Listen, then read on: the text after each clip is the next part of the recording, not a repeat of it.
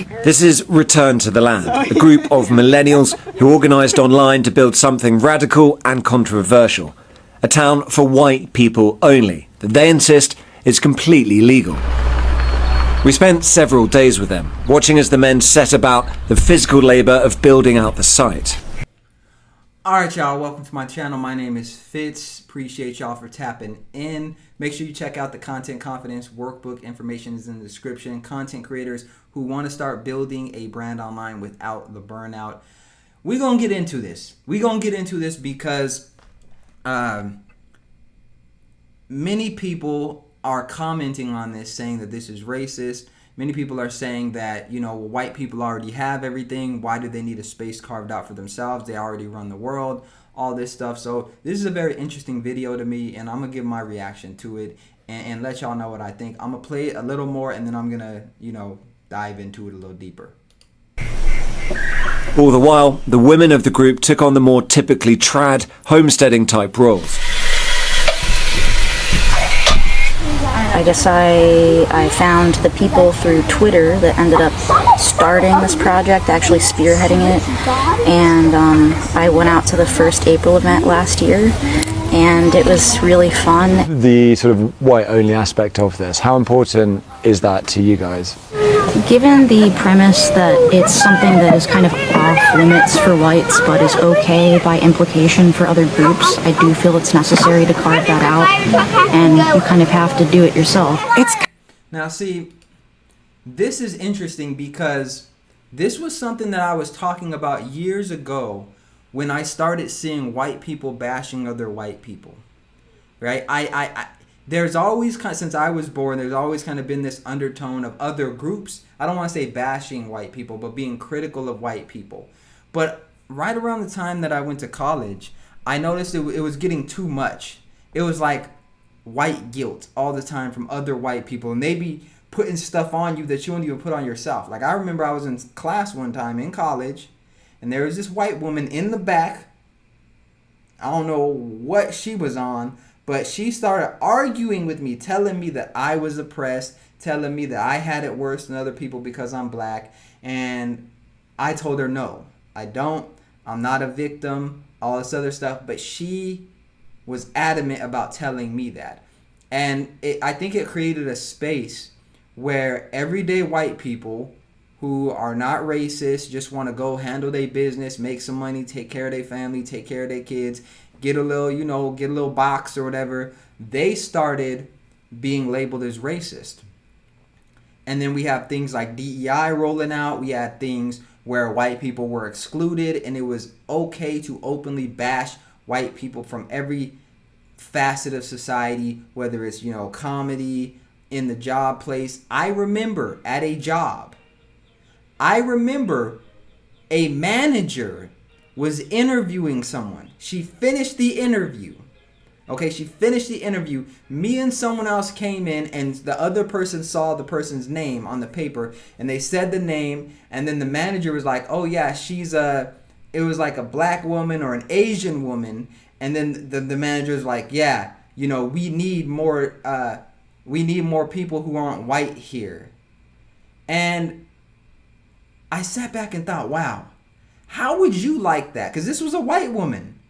How would you like that if you were interviewing for a job and they were openly saying you're not going to get the job because you're white?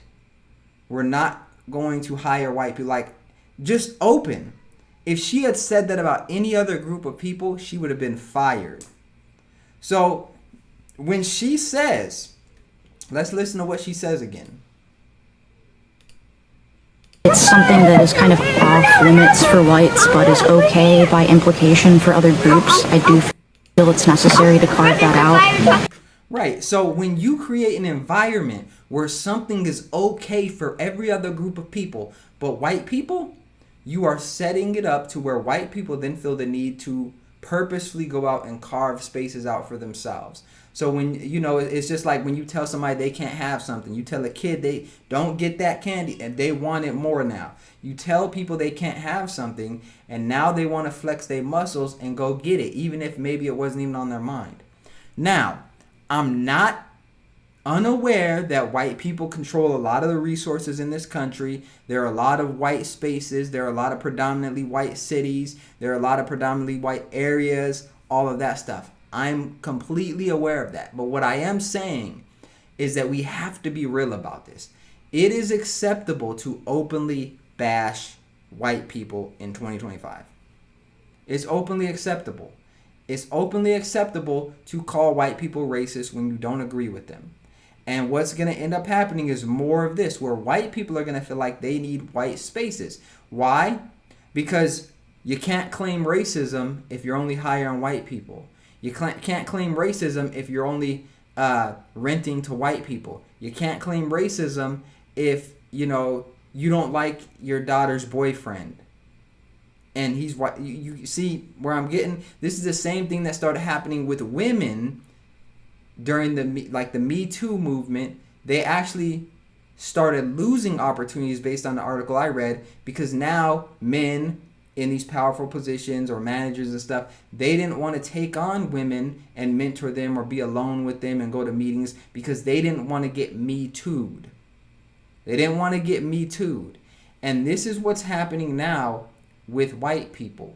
White people are saying, we don't want to hire black people. We don't want to have black friends, maybe. We don't want to be involved in these situations where it can be gray area, because that can be career ending. That can put me in jail. That can make me lose out on opportunities.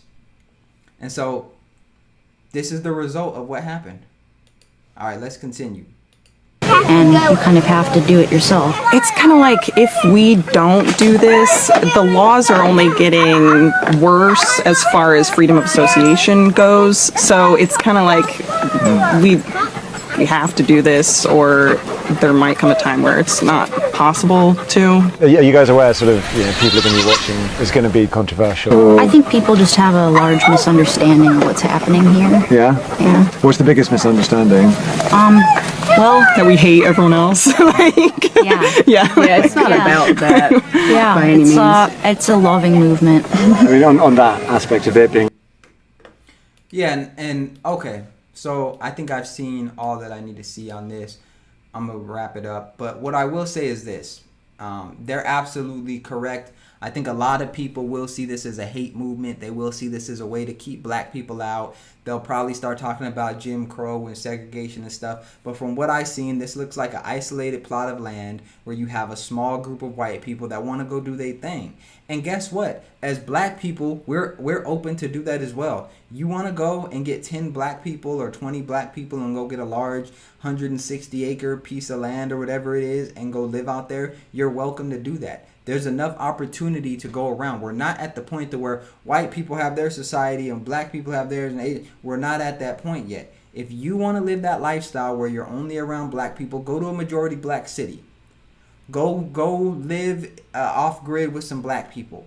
There's a way to make it happen. I have absolutely no issue with them living the way they want to live. They want to live around white people. It's not being sanctioned by the government. It's not being pushed on other people in a way that's detrimental. They're not controlling those school systems. Look like maybe they've homeschooling and stuff out there. I'm cool with it. Live and let live. They not bothering nobody. This isn't some widespread thing.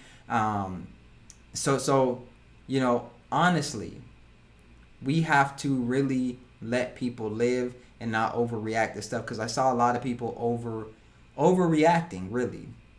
So let me know what y'all think in the comment section. Tap in the Content Confidence Workbook. Information is in the description. If you want to be a content creator without the burnout, learn how to post consistently, and grow your brand online, make sure you check it out. My name is Fitz. I'll see you in the next video.